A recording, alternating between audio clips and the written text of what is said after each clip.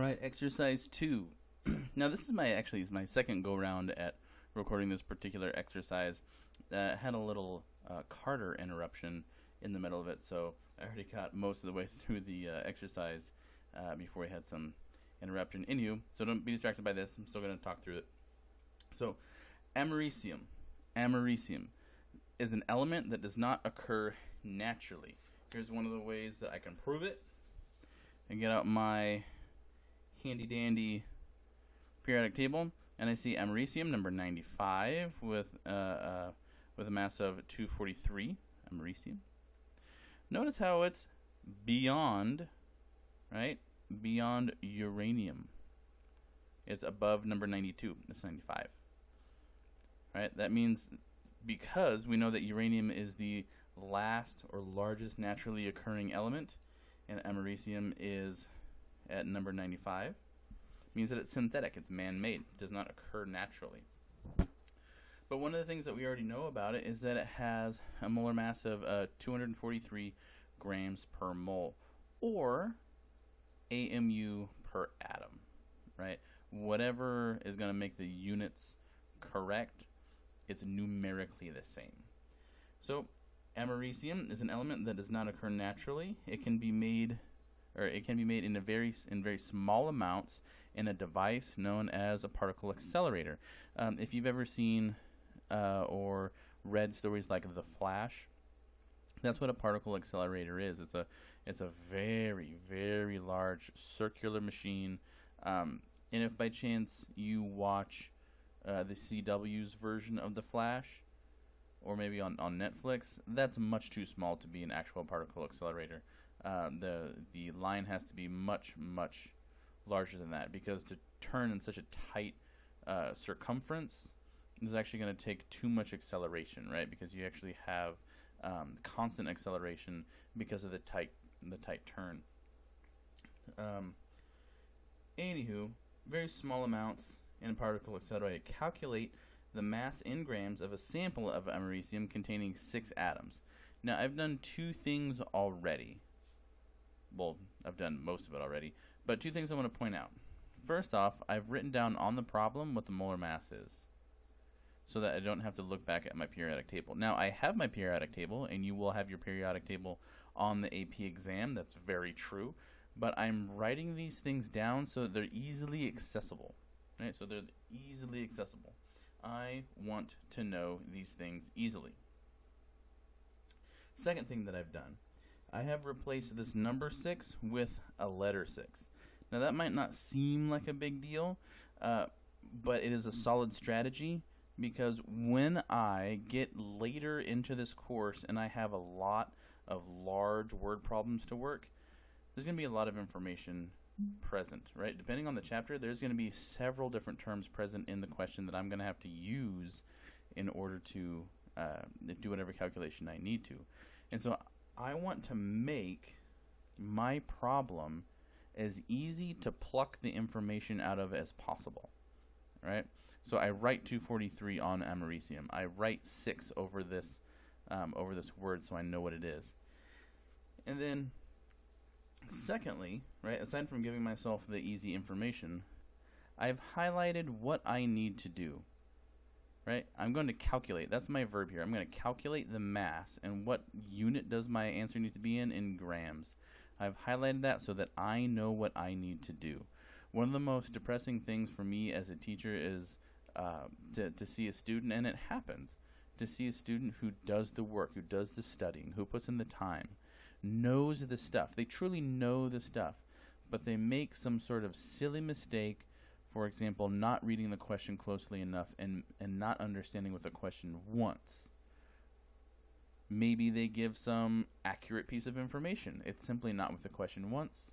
And if it's not what the question wants, they get no points. And I don't want to see that happen to you on the AP exam. So I'm calculating the mass in grams of a sample of americium containing 6 atoms. So by reading this question, I conclude that I start with the 6 atoms. Right? I want to go from the fact that I have 6 atoms to the mass of the 6 atoms. Right? Are we seeing that logic here? Right? I have to decode this prompt here. So I'm going to start with 6 atoms, and I'm going to refer back to this flow chart we talked about very, very recently. And notice here I'm starting in number of particles. And I want to end up in mass in grams, right? Let's go back to the question. Starting in atoms, I want mass in grams. So looking at this flow chart, I want to go from number of particles over here. But notice I have to stop at moles. So what I'm going to do first is I'm going to convert from number of particles into number of moles using Avogadro's number. So as you can see, I've already set up the conversion factor here. Notice that atoms are catty corner. I have atoms on a numerator, atoms on a denominator. That way, when I actually carry out the multiplication and division, they cancel out. That unit is gone. Now, once I do the multiplication and division, my unit will be in moles. So that means I'm right here on the flow chart. Now I have one more step. I'm going to use the molar mass, grams in moles, grams per mole, to get to mass in grams. So like I already indicated, americium has a molar mass of 243 grams per mole. Right, so I have the information I need. For every 1 mole, there are 243 grams. Well, check this out. I need to cancel out moles. So I have moles here on the numerator. The only way to cancel out moles on a numerator is to have moles on a denominator. So I throw that down there. Boom, there it is. And so 243 grams goes as my numerator. I'm hot to trot. One of the reasons is I know that after I do this multiplication and division, grams will be my only unit. Why is that important? Because the question asked me for grams, right? Remind myself what the question is actually asking for. Now let's do some calculator work. Hello, free graphing calculator app on Android. So we'll go 6 times 1 times 243. Now you don't really have to include the 1, right? That's obviously not going to change the value here. So this is my value on the numerator. Now I need to divide by the Avogadro's number, and I'm not going to type in the 1. I hope that doesn't throw you guys off. Dividing by 1 does not change the value, so we'll be fine. So that is the answer that I'm working with. I will press divide, right? So it'll say whatever my most recent answer is, answer divided by. Right, so that number divided by, wait, don't I have Avogadro's number stored in my calculator? Storage. What? No. Sorry. That's actual storing. Never mind. Sorry. Alpha. And I stored it as A. So, alpha, A.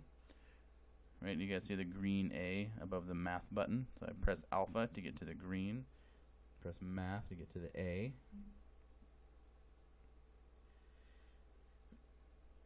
And here's my answer. Now, there's a whole bunch of calculator vomit here.